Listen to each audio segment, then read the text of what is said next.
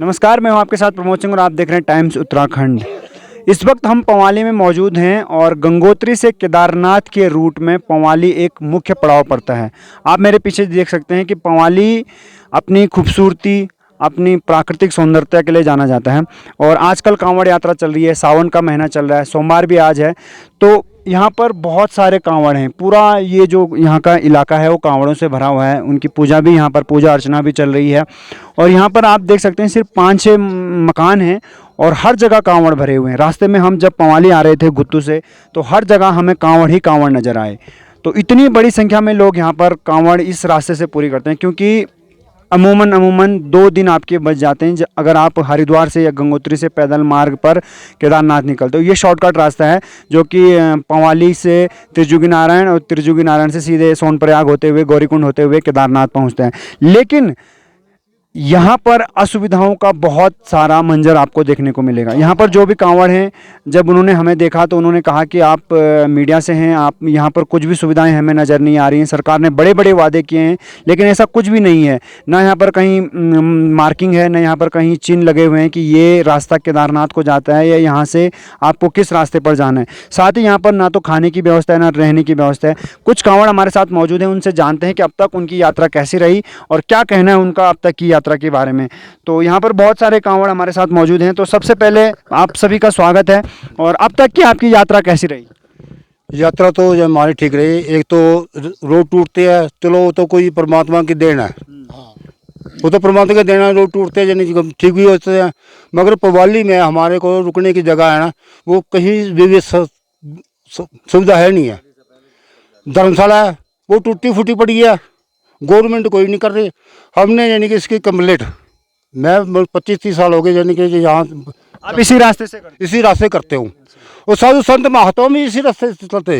ये 6 फुटा रास्ता है, ये शुरू से यानी कि कम से कम 100 साल से पहले यानी कि चल रहा है ये रास्ता। कावड़ भी चल रही थी, पहले यात्रा करते थे जो भी यानी कि घर से चलता था 4 फुट, चारों धाम की यात्रा इसी 6 फुटे रास्ते से चलती थी। ये पुराना रास्ता 6 फुटा, बहुत पुराने, तो प्राकृतिक है। और काली कमले वाले की धर्मशाला वो तो बहुत बुरा हाल हो रहा है। सिर्फ नाम के लिए बनी है, नाम के लिए बनी है। कंप्लेंट भी करी, कई भी कंप्लेंट करी हमने भी धर्मशाला का सुधार हो, ये वो, चाहे गवर्नमेंट करे चाहे काली कमले वाला करे। तो कावड़ वाला को यानी कि रात को सुविधा नहीं कोई भी। अब रात को यानी कि उसको रहने की जगह नहीं है, उस जंगल में कहाँ सोएगा वो? सर्दी भी है, बारिश बारिश भी है, सब कुछ है। खाने को भी बहुत दिक्कत पड़ती है और हर रहने खाना ना भी मिले हमें कोई दिक्कत नहीं हमें, मगर धर्मशाला ठीक हो, रहने के लिए वो सुविधा हो, व्यवस्था हो जाए। एक सिर्फ यानी कि मेरे ख्याल 1 महीने की यात्रा है, ये 1 महीने की यात्रा है। कावड़ यात्रा 20-25 दिन की कावड़ यात्रा है जो इस रास्ते से जाते हैं। ये 4-5 आदमी, 1000 आदमी जाते हैं। पहले तो यानी कि 100-200 आता था, अब कावड़ बढ़ गया और बढ़ गया 4-5 हज़ार यानी कि इस रोड पर चलते हैं।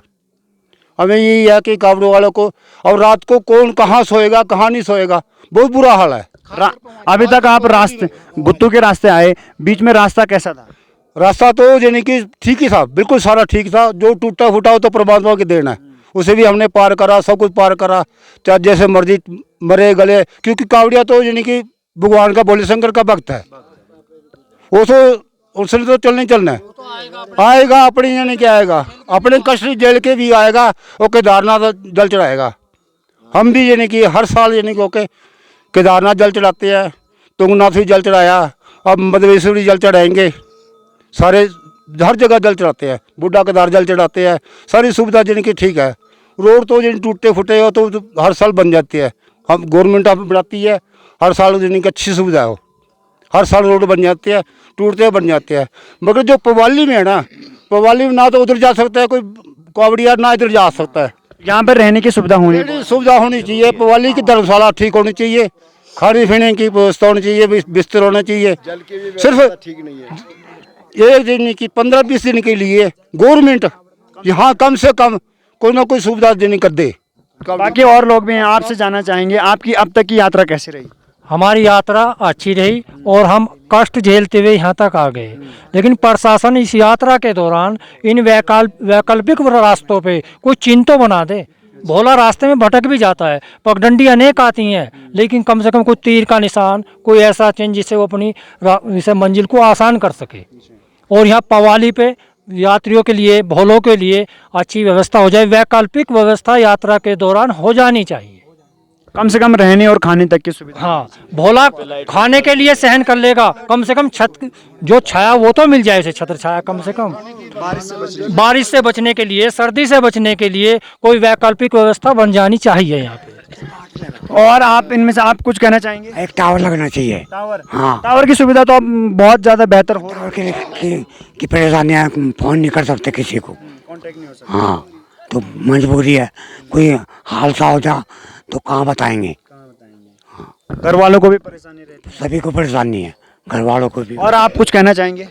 भाई हमारी भी यही सुविधा होनी चाहिए, जल की व्यवस्था होनी चाहिए, रहने की व्यवस्था रहनी चाहिए। हम तो पहली बार आए इस रास्ते से, हमें बताया था कि पवाली में अच्छी सुविधा है, रहने की दिक्कत नहीं होगी वहाँ पर। यहाँ पर परेशानी है अभी इस टाइम, ये होनी चाहिए सुविधा। ये सिर्फ 1 महीने या 10-15 दिन का रास्ता है, और जो लोग यहाँ के स्थानीय लोग हैं वो सिर्फ 5-6 महीनों के लिए यहाँ पर अपने जानवरों को लेकर आते हैं, उनकी भैंस गाय यहाँ पर जंगल चरने के लिए आते हैं। तो इसलिए जितनी सुविधा आपको मिल रही है वो उन्हीं के जरिए मिल रही है, सरकार के जरिए से तो सरकार के जरिए कोई नहीं है। सरकार को तो इस बारे में पता भी नहीं है कि कांवड़ उस वैकल्पिक रास्ते से अपनी यात्रा कर रहे हैं।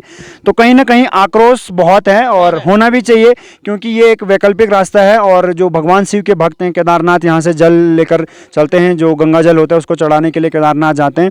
और ये रास्ता आज से नहीं, वर्षों पुराना रास्ता है। द्वापर पांडव इसी रास्ते से गए थे, बूढ़ा केदार होते हुए, त्रिजुगी नारायण होते हुए केदारनाथ वो पहुंचे थे। तो भोले के जो भक्त होते हैं वो भी इसी रास्ते से जाते हैं। कहीं ना कहीं सरकार को इस बारे में सोचना चाहिए, और जो यहाँ के स्थानीय निवासी हैं या स्थानीय प्रतिनिधि या विधायक और जो यहाँ से प्रतिनिधित्व करते हैं, उनको इस बारे में सोचना चाहिए कि अगर ये यात्रा का मुख्य पड़ाव है, मुख्य रूट है, तो जो भगवान भोले के भक्त हैं उनके लिए थोड़ी बहुत, ज़्यादा नहीं लेकिन थोड़ी बहुत रहने और खाने की सुविधाएं यहाँ पर की जानी चाहिए, खासकर पवाली में। आप इस वीडियो को ज़्यादा से ज़्यादा शेयर कीजिए, और बाकी खबरों के लिए बने रहिए टाइम्स उत्तराखंड के साथ।